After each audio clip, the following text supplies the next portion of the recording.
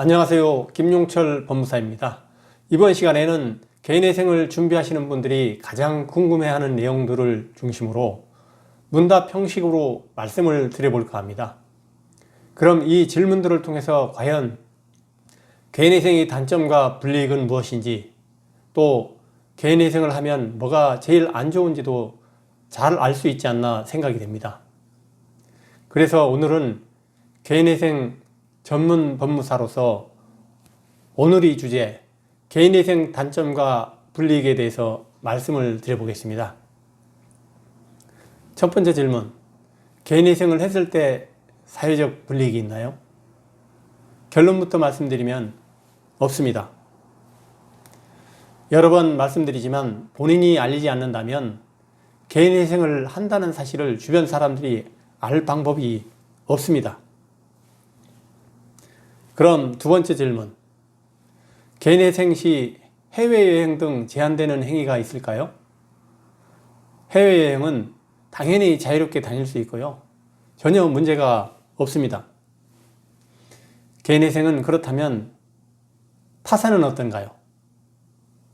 파산은 개인회생과 달리 공무원이나 변호사, 교사 등 파산 시 특정 분야 직업의 경우 직을 유지할 수 없거나 금융거래, 취직 등 일상생활 면에서 지장이 있을 수 있습니다. 근데 개인회생은 파산과 달리 법률상 불이익이 없습니다. 다음 세 번째 질문, 개인회생 신청 후 금융거래 제약은 언제까지 받나요? 변제기간이 인가되면 그 사실이 은행연합회에 통보가 돼서 3개월 이상의 연체 기록이 삭제가 됩니다. 하지만 면책 결정을 받고 5년 동안은 법원이 특수한 기록을 갖고 있습니다. 개인회생 남용을 막기 위함이죠. 면책 후 신용등급은 사회 초년생 정도와 같습니다. 이후에 신용을 관리하면 다시 높아질 수가 있습니다.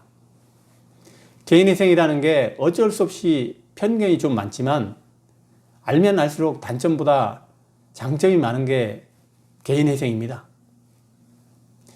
이 밖에도 단점이 또 있을까요? 5가지로 요약이 가능합니다. 개인회생 단점 첫 번째는 신용카드, 신용대출 신청이 어렵다. 개인회생 단점 두 번째는 보증서 발급이 어렵다. 개인회생 단점 세 번째는 법원이 관리 감독을 받는다.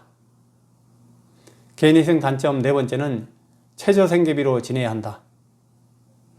개인회생 단점 다섯 번째는 준비할 서류가 많다. 먼저 신용카드, 신용대출이 어렵다는 건 좀 익히들 알고 계실 것 같은데요. 사실 개인회생을 신청하시는 경우를 보면 신용카드가 이미 정지되신 분들이 좀 많잖아요. 그래서 개인회생이 단점이라기엔 어렵습니다. 근데 체크카드는 사용이 가능합니다. 다만 최종 면책을 받을 때까지는 한국신용정보원의 회생정보가 보관됩니다.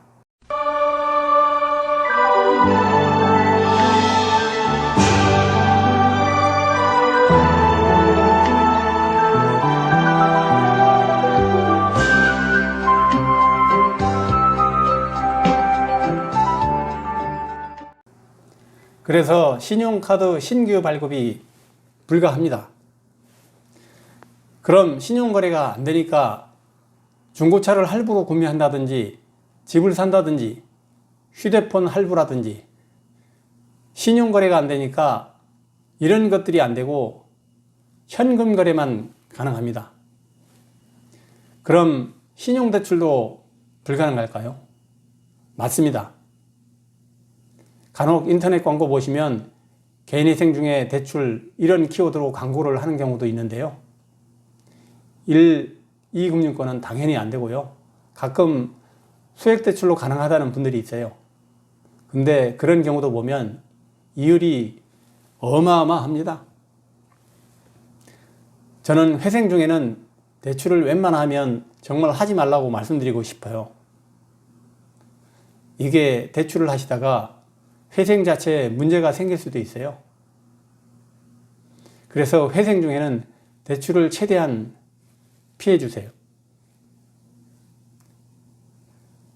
세 번째가 보증서 발급이 어렵고 법원이 관리 감독을 받아야 하는데요. 조건부 인가 결정을 받으신 경우, 이런 경우에는 중간중간 소득 신고를 하셔야 합니다.